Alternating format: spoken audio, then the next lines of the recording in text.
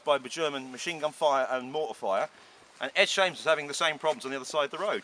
So he kept coming back, you know, for confirmation.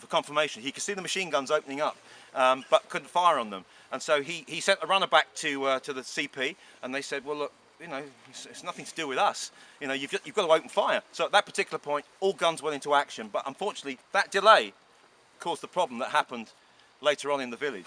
Reg, do you want to? Yeah. Save my voice? Yeah, I'm going to save your voice. No, at the time when 3rd Battalion was dug in here on the 9th of January, the whole 506 Regiment was moved to the west of Reconia for an attack to the Fazone Woods towards Nviv. So leaving these positions, these lines here were taken over by elements of the 401st Glider Infantry Regiment, who served as a battalion for the 327 Glidermen here in Bastogne. Now, what they were not informed of was the existence of that former listening post.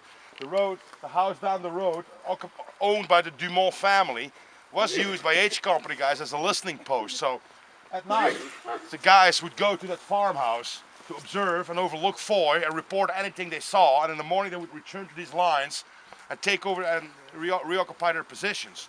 One of the guys doing that from H Company was Sergeant Chuck Richards. And Chuck Richards said, well, we went to that OP, the Dumont house, at one point, and that same night the Germans sent out a recon patrol, like a 2-man patrol, from Foy up the road. Of course, when they came close to our observation post, we opened up on them.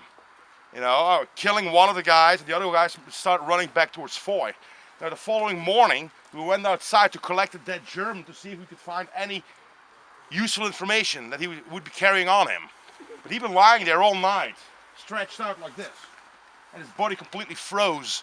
So when they rolled him over, and they dragged him to the house, they rolled him over, and then his stiff frozen arm came up like that. And that's where it stayed.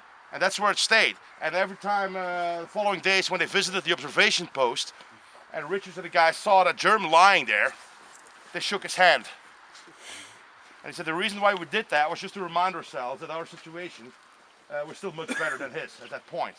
Later, when the snow came in, after a couple of days, the only thing still visible from the dead German was his arm sticking out of the snow, like saluting Hitler.